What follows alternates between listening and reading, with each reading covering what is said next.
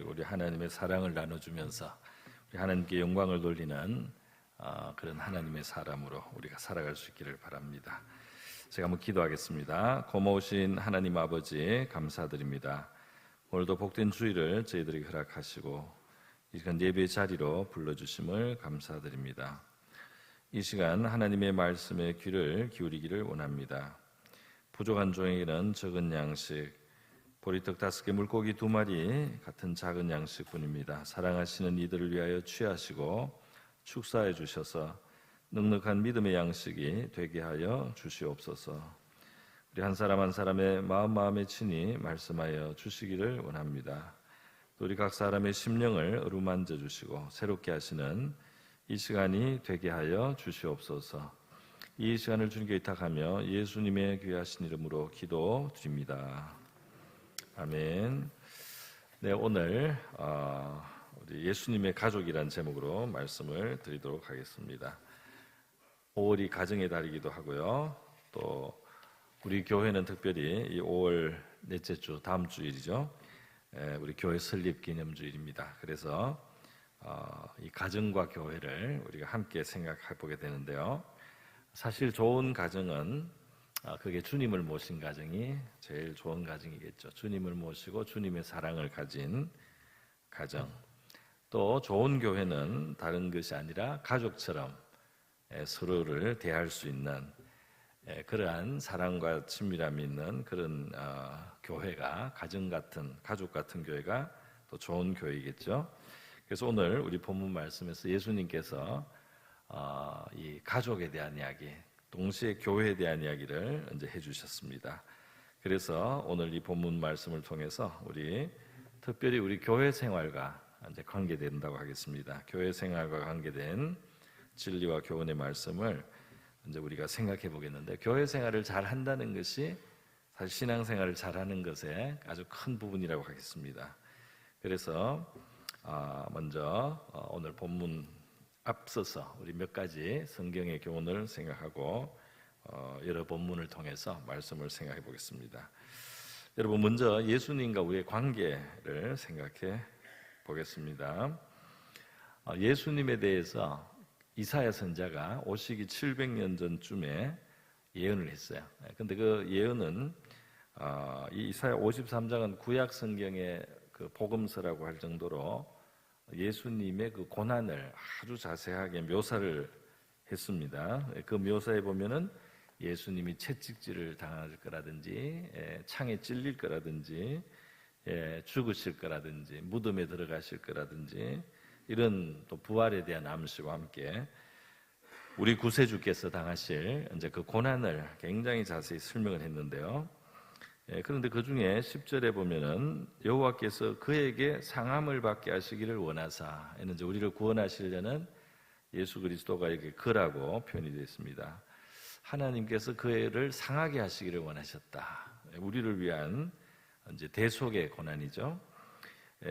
그의 영혼 질고를 당하게 하셨은즉 그의 영혼을 속건 제물로 드리기에 이르면, 영혼을 제물로 드린다는 건 죽는다는 이야기입니다. 그래서 예수님이 결국 죽음으로써 그 생명을 하나님 앞에 제물로 드리는 것이죠.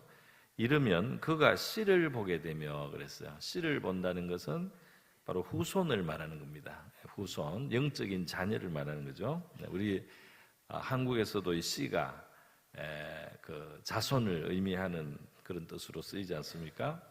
이 히브리 말도 마찬가지입니다. 이스라엘 말도 그렇게 이 씨에는 후손이라는 뜻이 있어요. 그래서 그분이 이렇게 고난을 당하시고 죽음을 당하시면서 그 열매로 뭘 얻으시느냐 하면 씨를 보게 된다, 자손을 얻게 된다 이 말이죠. 그의 날은 길 것이요 그의 손으로 여호와께서 기뻐하시는 뜻을 성취하리로다. 그래서 우리를 구원하시고 우리의 죄를 해결하시고 천국의 자녀를 만드시는 이 일을 예수님이 고난을 통해서 이제 하시는데 그 씨를 보게 된다는 거예요. 그러니까 어떤 면에서는 예수님이 영적으로 우리를 그 고난을 통해서 얻으신 분이다. 그 어버이와 같은 존재라고 지금 말씀을 하는 것입니다. 그렇죠. 이 부모가 희생을 통해서 그 자녀를 많이 낳기도 하고 또 기르기도 하고 하지 않습니까? 그래서 우리 존재가 하나님의 자녀로서의 존재가 가능하게 하시고 또 우리를 위해서 그만한 대가를 치르신 그런 의미에서 예수님은 우리의 어버이와 같은 존재가 되시는 거죠. 또 있습니다. 그렇게 이 어버이 하나로 다 되는 게 아니에요. 예수님과 우리의 관계가 너무 그 뜻이 깊어서 이 씨로 우리는 씨고 예수님은 어버이다. 그 이상으로 더 있습니다. 여러 겹이 있는 거예요. 형제로도 표현돼요. 형제. 로마서 8장에 보면은 하나님이 미리 아신 자들을 또한 그 아들의 형상을 본받게 하기 위하여 미리 정하셨으니 그랬어요. 여기 진짜 영원 전부터 계신 하나님의 아들이 있는데요. 그 아들의 형상을 하나님이 우리를 미리 생각하시면서 그 아들을 본받게 하려고 정하셨다는 겁니다. 그래서 그로 많은 형제 중에서 맏아들이 되게 하려 하심이라. 그래서 우리를 하나님이 구원하셨을 때 영원 전부터 계시던 하나님의 아들을 우리가 닮아가도록 의도하셨다 이 말이에요. 그러니까 예수님은 그런 면에서 맏형이 되는 것이고 우리는 동생처럼 되어서 닮은 형제꼴로 된다 이 말입니다. 그러니까 이 참 심오한 뜻이 있습니다. 히브리서 2장에서도 같은 뜻으로 말씀을 합니다. 거룩하게 하시는 이와 거룩하게 함을 입은 자들이 다 하나에서 난지라 그랬어요.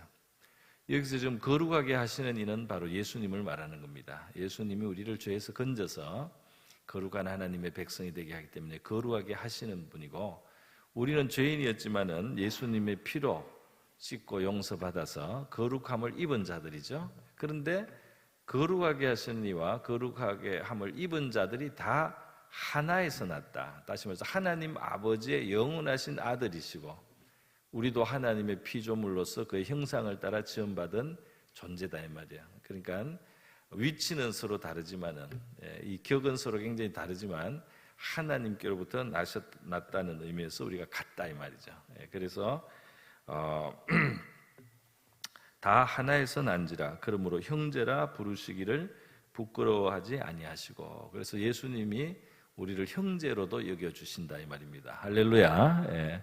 여러 차원이 있는 거예요. 예수님과 우리의 관계에 형제적 차원이 있다. 근본 하나님께로부터 나셨고 서로를 닮은 꼴로 되었다는 것입니다. 또 있습니다. 또 있는 것은 뭡니까? 바로 예수님께서 우리의 신랑, 영적인 신랑과 같은 존재라는 거죠. 그래서 에베소서 5장에 보면 남편들아 아내를 사랑할 때 그리스도께서 교회를 사랑하고 교회를 위해서 자신을 주신같이 하라. 또 이는 물로 씻어 말씀으로 깨끗하게 하사 거룩하게 하시고 자기 앞에 영광스러운 교회로 세우사 티나 주름 잡힌 것이나 이런 것이 없이 거룩하고 흠이 없게 하려 하심이라 그랬어요. 그래서 이 남편이 아내를 위하는 그 사랑이 그리스도가 교회를 위하여 행하신 일들을 이제 거기에 빗대어서 말을 했고요. 그러면서 31절에 가면 그러므로 사람이 부모를 떠나 그의 아내와 합하여 그 둘이 한 육체가 될지니 이 비밀이 크도다.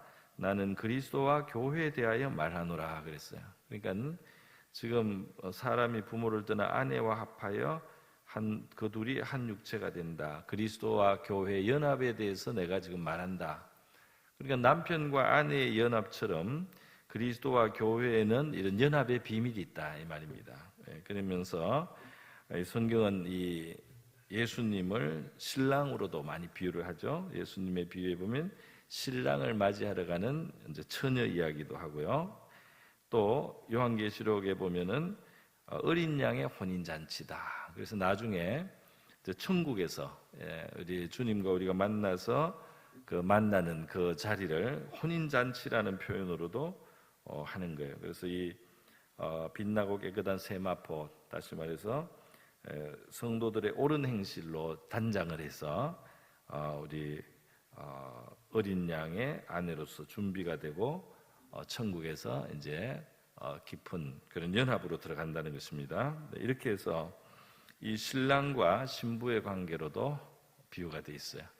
신랑과 신부는 깊은 교제가 있는 것이죠. 깊은 교제가 있고 또 기쁨의 대상이 되지 않습니까? 그러니까 예수님과 우리 사이에 그 관계의 기쁨을, 풍부함을 표현하기 위해서 사용된 것들이 거의 이 가족 관계가 많습니다. 그죠? 그래서 고생하고 희생하면서 자녀를 낳고 기르는 그 어버이, 또 닮은 형제, 그리고 이 기뻐하고 또 깊이 교제하는 바로 이 신랑과 신부의 관계, 이런 관계를 다 가족 관계를 들어서 예수님께서 우리와 자신의 관계를 성경의 표현을 이렇게 해 두셨습니다.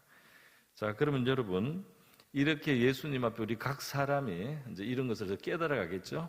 믿음이 깊어지면서 우리 신앙이 자라가면서 주님과 우리의 관계를 이제 더 깊이 이해하게 됩니다. 또 이해하면서 우리 신앙이 깊어지는 거라고 할 수 있겠습니다. 그러니까 신앙은 무엇을 하기 전에 우리가 주님과 어떤 관계와 어떤 그 관계 속에 있는지를 우리가 먼저 깊이 이해를 하고 깨닫고 그러면서 이제 진행이 된다고 하겠습니다. 우리의 입술로도 고백하고요.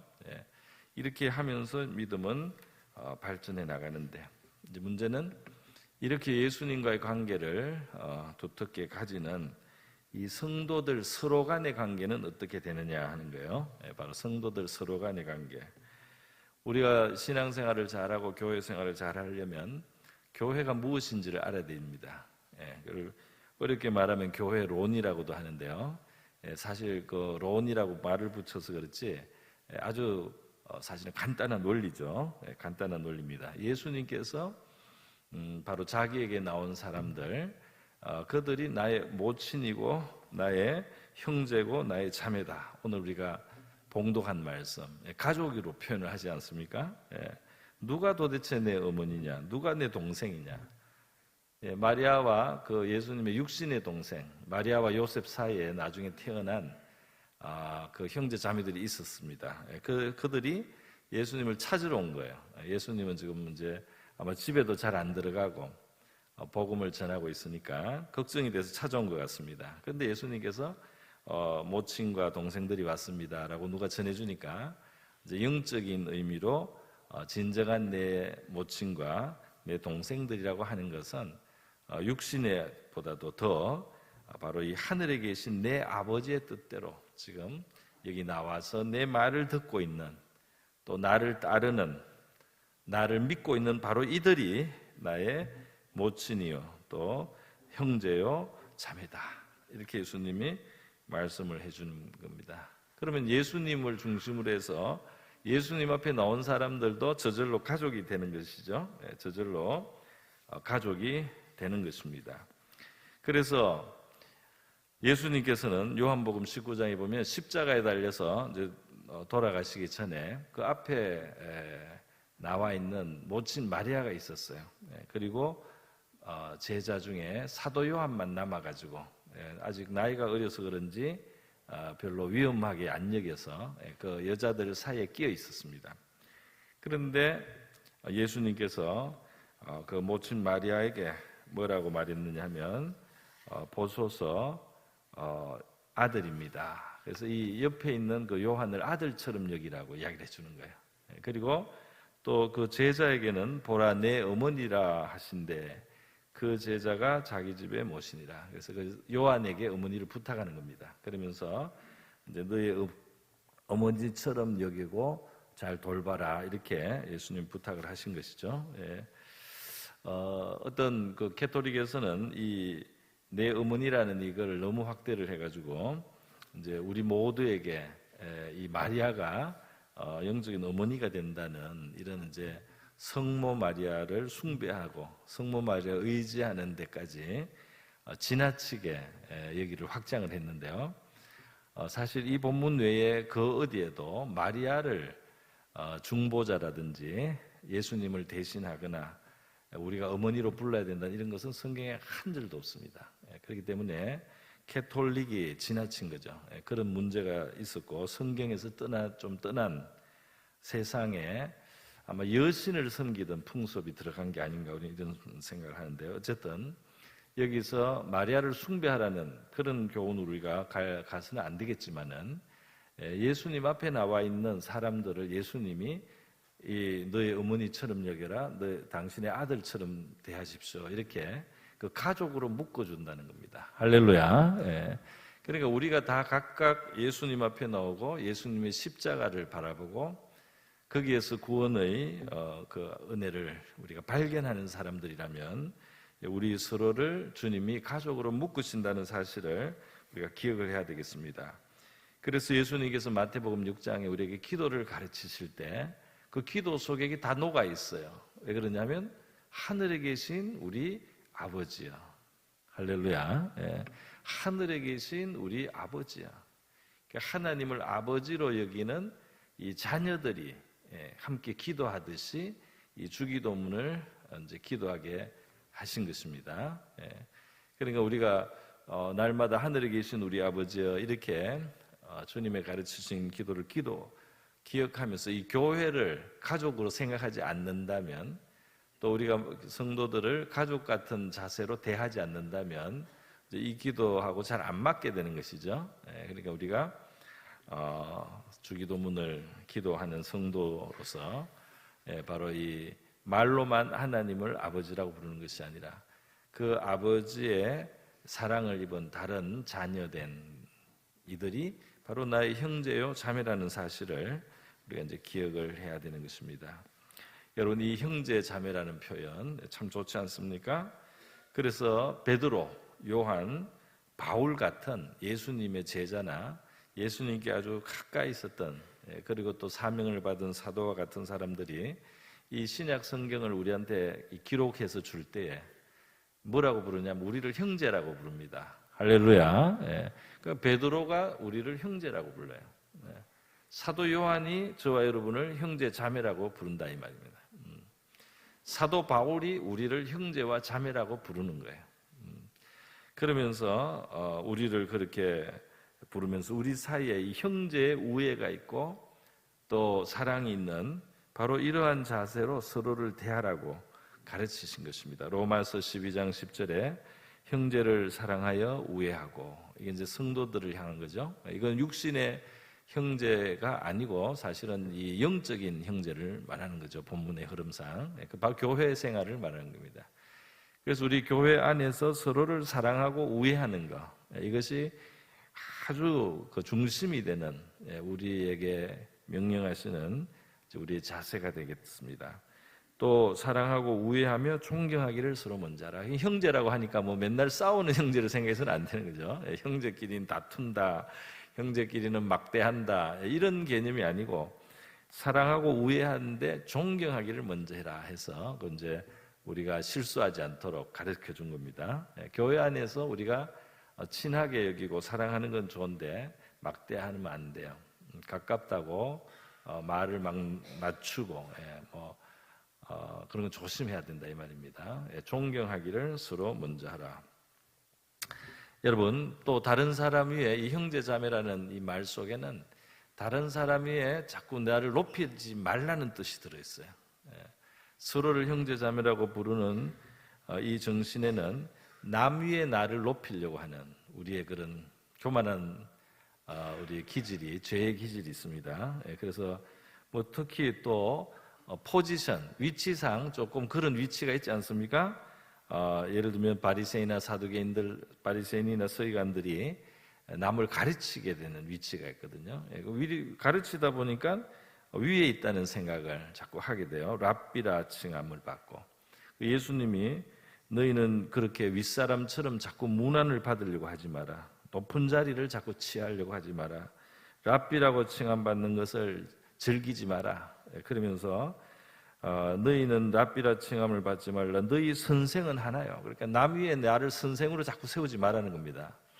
그러고 오늘 서성해 주일에 제가 꽃을 받았는데 이 교육위원회에서 주셔가지고 거절을 못하고 그냥 달고는 왔습니다만은 형식적으로는 우리가 가르치는 사람이기도 하고 서성이기도 하지만은 우리 이 마음의 정신이, 우리 자세가 내가 진짜 당신 위에 있는 가르치는 사람입니다, 이런 정신을 가지지 말라는 거예요. 예수님의 말씀은 너희 선생은 하나, 이 하나는 바로 그리스도를 말하는 겁니다. 주님이 너희를 가르치시는 분이고 너희는 다 형제니라. 할렐루야. 우리 일부 예배는 실제 교사들이 많죠. 애들한테 잘 가르치기 위해서 선생님으로서의 권위를 약간 가지는 것은 필요합니다. 아이들을 위해서 필요하지만 우리 마음속에 다른 사람들 위해 우리를 높이는 마음, 그게 이제 잘못된 마음이라요. 우리가 형제처럼 다 마찬가지라는 생각을 하고 그런 자세를 가지라고 했습니다. 예수님은 또 심지어 지도자라고 칭함을 받지 마라. 지도자는 한 분이시니 곧 그리스도시다. 이런 말씀도 했습니다. 그래서 여러분 이렇게 우리 교회에서 우리는 바로 이제 하나님 아버지로 모시고 우리가 함께 영적인 가족이 되어서 서로에게 우애와 사랑으로 대하는 또 존경하면서 서로를 위하는 이러한 형제자매로서의 아름다운 관계가 우리 속에 풍성하기를 주님의 이름으로 축복합니다. 이 관계를 깨트리는 것은 이제 형제 정신을 잃으면 그래, 그죠? 나를 위에 자꾸 세우려고 하고, 그죠? 이러면은 관계가 어려워진다 이런 말입니다. 그러니까 위에 서지 않도록 신명기 16, 17장에 보면 이스라엘 임금을 향해서도 똑같은 말씀했어요. 이스라엘 임금을 그 백성 위에, 백성이라는 표현도 안 합니다. 신명기 17장에 보면 그 형제 위에 자기를 높이지 마라 그랬어요. 왕한테, 이스라엘 임금한테 하신 말씀이에요. 하나님의 나라에서는, 하나님의 공동체에서는 아무리 그 어떤 위치상 높은 곳에 혹시 있다고 하더라도 큰 역할 혹은 어떤 이끄는 역할도 있겠고 가르치는 역할도 있겠지만은 그러나 이 정신적으로 형제가 되라는 겁니다. 할렐루야. 형제가 되라는, 정신적으로. 그 문안받는 것을 당연하게 여기거나 즐기는 그런 사람 되지 말라는 거예요. 형제 정신으로 살아가라. 이것이 하나님의 교훈입니다. 우리 교회 생활을 잘하는 비결을 우리 모두를 형제 자매처럼 대할 수 있는 우리가 되기를 바랍니다. 자, 여러분, 가족의 특징을 마지막으로 한번 생각해 보면서 우리의 교회 생활에 어떤 마음과 자세가 돼야 되겠나 생각을 해보겠습니다. 여러분, 이 이제 가족이라는 것에 그 특징이 있습니다. 그게 뭐냐면 가족은 위하는 사실 대상입니다. 그죠? 위하는 대상이야. 예수님이 하신 말씀 중에 마태복음 7장에 아주 흥미로운 말씀이 있어요. 너희는 악할지라도 자식에게 좋은 것을 줄 줄 안다 그랬어요. 이게 무슨 말이냐면 이 사람은 혹시 밖에 나가서 악해요. 다른 사람에게 잘 못하는, 그런데도 자식에게는 좋은 걸 준다 이 말이에요. 그러니까 이제 가족이니까, 가족 중에서도 또 자식이라서 더 그렇겠지만은, 그래서 예수님이 지금 하시는 말은 밖에 나가서 악하게 하고 집에 와서 잘하라 이 말은 아니지만, 여기 이제 포인트는 뭐냐 하면은 너희가 좀 나쁜 사람이라고 할 때도 자식에게는 혹은 가족에게는 잘하려고 하지 않느냐 이 말입니다. 그죠? 바로 그 정신으로 우리 성도들을 대하라 이 말입니다. 그래서 우리 이번에 청송에 우리 중평평화교회에 이제 이렇게 교회로서 우리가 그런 복구 지원을 위해서 이렇게 정성을 모으고 사랑을 표현한 것 참 하나님 앞에서 합당한 일이겠죠. 사도행전에도 보면 성경에 그런 이야기 나옵니다. 그때도 기근이 있는 교회, 어느 지역에 기근이 드니까 그렇지 않은 교회들이 연보를 모아가지고 이제 재정을 가지고 가서 그걸 도와주는, 이렇게 성경에 다 나오는 이야기예요. 왜냐하면 이게 가족이라고 생각하기 때문입니다. 할렐루야. 뭐 이 세상적인 관점에서 보면 무슨 상관이 있어요. 그런데 한 하나님을 믿고 한 예수 그리스도의 십자가 앞에서 신앙을 고백하는 이상 이것이 이제 가족과 같아서 그 가족의 어려움을 그냥 보고 있을 수는 없다 이 말입니다. 그죠? 그 형제의 어려움을 그냥 두고 볼 수는 없다 이 말이에요. 잠언 17장에 형제는 위급한 때를 위하여 낳느니라 이런 말씀했어요. 그래서 평소에는 가까이 못하고 또 뭐 좀 뜸하더라도 어려움이 생겼을 때 도와줄 수 있는, 그걸 당연히 그렇게 생각하고 도와줄 수 있는 것은 형제거나 이제 친구겠죠. 그래서 특별히 형제, 영적인 형제로서도 그렇습니다. 야고보서 2장의 말씀에 너희가 만일 믿음이 있다고 하면서 형제나 자매가 헐벗고 일용할 양식이 없는데 잘 먹고 잘 지내라고 말만 그렇게 해주면 무슨 소용이 있겠느냐는 거예요. 형제나 자매가 헐벗고 양식이 없을 때는 그걸 좀 도와줘야 되지 않겠습니까? 그러니까 옷을 나눠주거나 양식을 진짜 쌀 한 대라도 나눠주면서 굶지 말라고 이렇게 말을 해줘야 되지 않겠어요? 그리고 바로 그것이다 말이에요. 바로 그것을 말하면서 야고보서 2장은 이와 같이 행함이 없는 믿음은 그 자체가 죽은 것이다. 만약에 그 정도의 행함이 없다면 그것을 믿음이라고 할 수 있겠느냐? 죽은 믿음이 아니냐. 다시 말해서 우리가 함께 하나님을 믿는 성도들을 정말 형제나 자매처럼 이렇게 생각을 하고 그 어려울 때 그것을 돕고자 하는 이런 마음을 가질 때 우리가 하나님을 믿는다고 말할 수 있지 않겠나 이 말입니다. 할렐루야. 그리고 우리가 옆에 있는 형제 자매들의 그런 어떤 어려움이나 그 굉장히 그 심각한 상황에 있는 것에 대해서 우리가 관심을 가지고 실질적으로 조금이라도 정말 도우려고 하는 바로 이것이 바로 믿음의 실천이고, 그렇게 실천할 때 이것이 바로 하나님을 믿는 믿음이다 이 말이에요. 우리 사회는 이러한 믿음의 고백이 풍성할 수 있기를 바랍니다. 자, 여러분, 이 가족이라고 할 때는 또 다른 그게 이제 또 의미가 있어요. 그게 뭐냐면 가족은 일단 한번 맺어진 이상 그 피로 연결이 돼 있습니다. 그죠?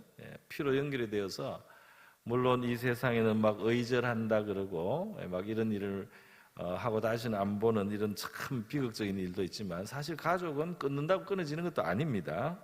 왜냐하면은 이 한 피가 이어져 있어요. 그 부모의 피를 나누어 가졌습니다. 그렇기 때문에 이것은 끊어질 수 없는 관계이기 때문에 결국 이 관계는 아무리 혹시 갈등이 있고 혹시 그 반목이 생기고 다툼이 생긴다 할지라도 이건 반드시 풀어야 된다 이거예요. 이것을 화해를 하고 용서를 함으로써 정상이 된다 이 말입니다. 가족 관계를 영원히 원수로 가져가는 것은 가족이 진짜 가족 관계를 부정하는 것이 되는 거죠. 그래서 여러분, 우리 성도들 사이에도 갈등이 생기잖아요. 우리가 완전히 성화돼서 천사 같다면 갈등이 안 생깁니다만은 우리가 인간이라 또 이 한계가 많아요. 우리의 덕성의 한계도 있고 부족한 지식에도 한계가 있다 보니까 남을 이해를 못하고 남의 사정도 다 몰라주고 내 중심으로 생각하다 보니까 오해도 생기고 미움도 생기고 또 서로 잘못하기도 합니다. 그래서 갈등이 생기는데 그것을 이제 하나님의 백성들이 이 교회 안에서 잘 풀 줄을 알아야 돼. 그 푸는 것을 배워야 된다 이 말입니다. 그 원통함을 풀어라. 그 원한 관계를 풀으라는 말씀이에요. 그걸 안 푸는 게 악이라는 거예요. 그 안 푸는 것이 말세의 악 중에 들어갑니다. 원수를 영원히 안 푸는 그 마음, 그게 악하다 이 말이에요. 그래서 성경에 보면 이 사는 과정에서 진짜 어쩔 수 없이 정말 자연스럽게 형제 사이에 갈등이 생긴다. 그래서 야곱과 에서가 정말 야곱을 너무너무 미워할 수밖에 없는 상황이 생기죠. 또 요셉과 형들도 그 갈등이 생깁니다. 형들이 요셉을 미워하게 되고 미워하면서 해를 끼치니까 요셉도 영원히 형들을 저주하고 미워할 만한 일을 또 당하고 이렇게 해서 이 깊은 갈등이 다 생긴 거예요. 창세기 성경의 첫 번째 책부터 그 이야기가 나온다 이 말이에요. 인간의 죄의 모습에서 그게 다 나와요. 하나님 앞에 나온 그 가문도 그래요. 그러나 나중에 하나님께서 이 사람들을 이 인생 여정에서 믿음을 훈련하고 인격을 훈련합니다. 그리고 그들에게 여러 가지 상황을 경험하게 하는 거예요. 그러면서 자기를 반성하게 만든다 이 말이에요. 자기를 반성하게 만들어서 나중에 어떻게 됩니까? 에서와 야곱이 화해를 합니다. 할렐루야. 그리고 요셉과 형들도 화해를 해요. 그게 정상이에요. 또 그렇게 하시기를 하나님은 기뻐하십니다. 그렇게 될 수 있도록 이끌어 가시는 분이 계신 것인데요. 그게 바로 하나님이세요. 하나님은 자기의 자녀들끼리 반목하고 영원히 원수로 지내는 걸 기뻐하지 않는다면, 우리가 만약에 자녀가 있다면 우리 자녀들끼리 서로 뭐 투닥거리고 오해도 하고 서로 일시적으로 싸우기도 할 수 있겠죠. 그런데 우리의 자녀들이 예를 들어서 영원히 원수로 여긴다고 생각해 보십시오. 여러분의 마음이 어떻겠어요? 그죠? 일시적으로 뭐 화내고 막 싸우기도 하고 그럴 수 있겠죠. 그러나 그거는 우리가 용납해 줄 수 있어요. 다시 또 되돌아갈 수가 있어요. 그러나 이 형제들 간에 자매들 간에 영원히 원수로 이기겠다. 만약 이런 식으로 우리 집안에서 우리의 자녀들이 서로 대한다면 부모된 입장에서 우리가 얼마나 그것이 괴롭고 슬픈 일이 되겠습니까? 그러니까 하나님의 관점에서 생각해 보면 뭐가 옳은지를 알 수가 있습니다. 그래서 여러분, 우리가 신앙생활을 한다는 것은 결국 하나님의 마음을 알아가는 것이고 하나님의 뜻을 더 깊이 순종하는 것입니다. 할렐루야. 그러면서 축복을 받게 돼 있어요. 그러면서 은혜를 받게 돼 있단 말이에요. 그러면서 풍성한 은혜의 세계를 우리가 알게 되는 거예요.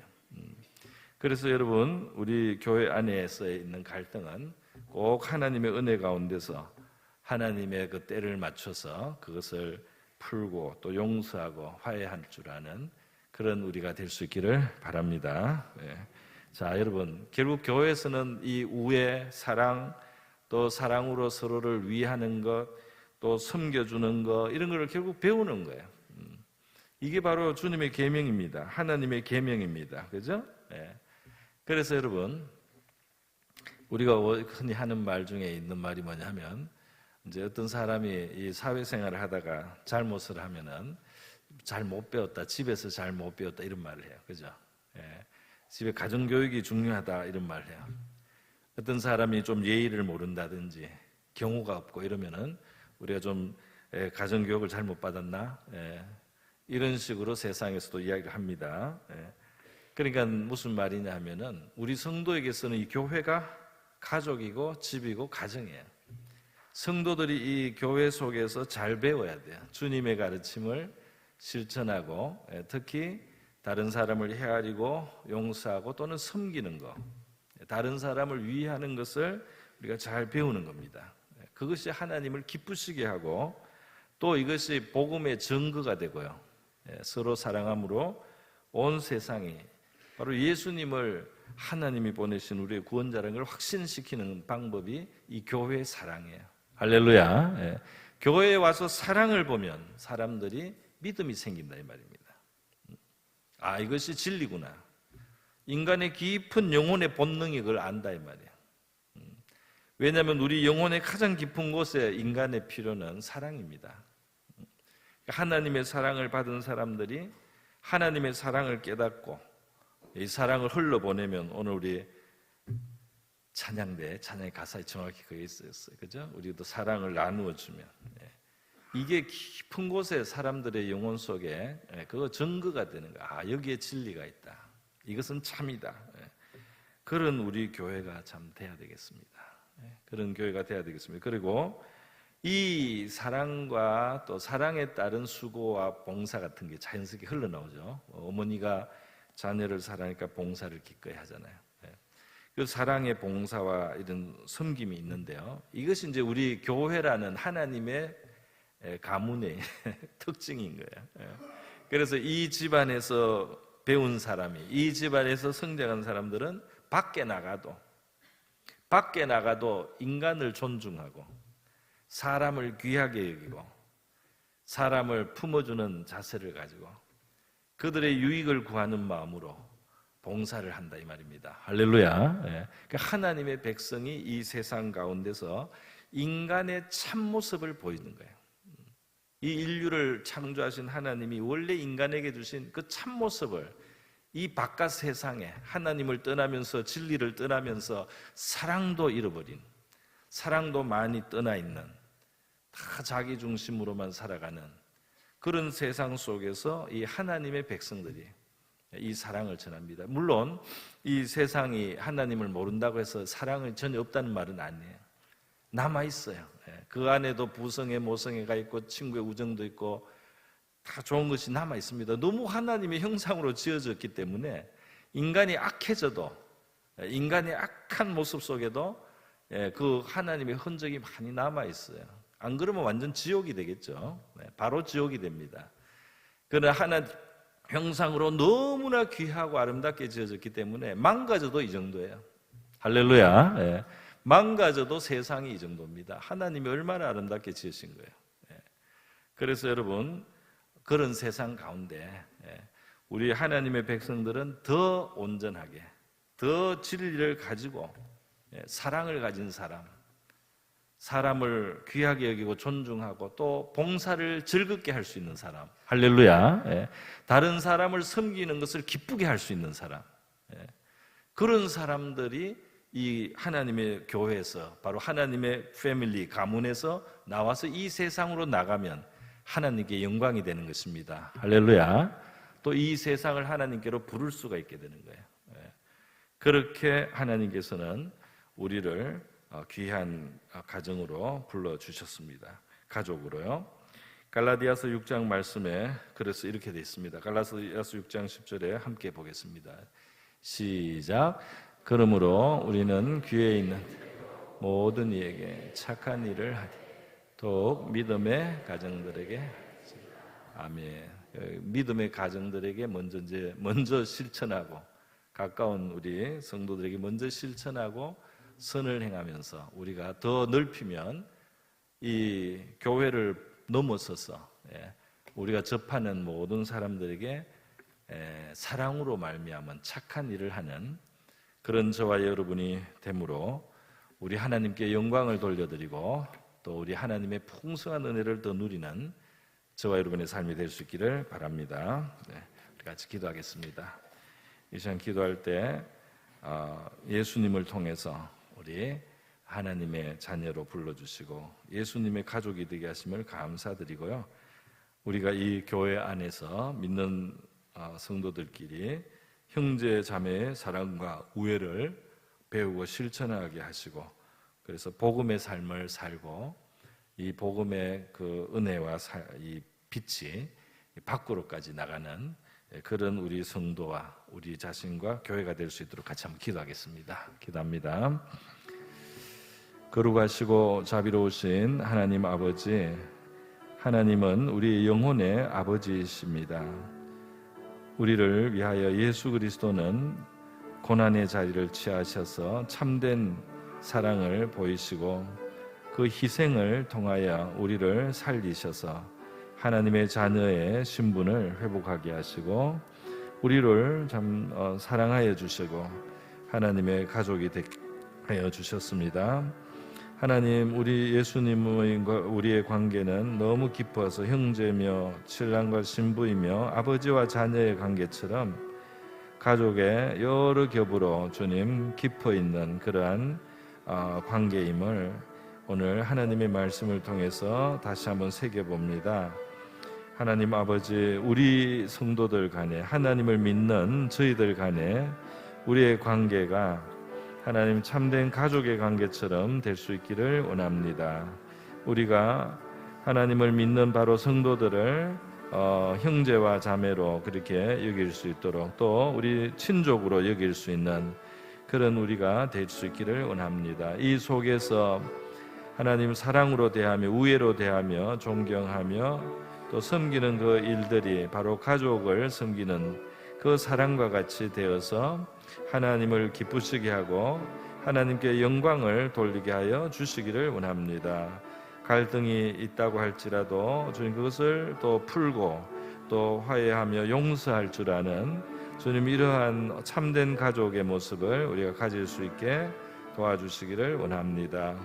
우리가 하나님의 자녀들로서의 가지는 바로 이 사랑을 통하여 하나님이 이 땅에서 하나님의 영광을 돌릴 수 있는 하나님의 선을 행하는 바로 사랑의 선행을 행할 수 있는 그러한 백성으로 이 땅을 살게 하여 주셔서 우리 하나님께는 영광을 돌리고 또 우리 주님을 증거하게 하시고 이 땅을 해서 우리 하나님의 예비하신 은혜를 더 누릴 수 있게 하여 주시기를 원하고 바라옵나이다. 할렐루야. 감사드립니다.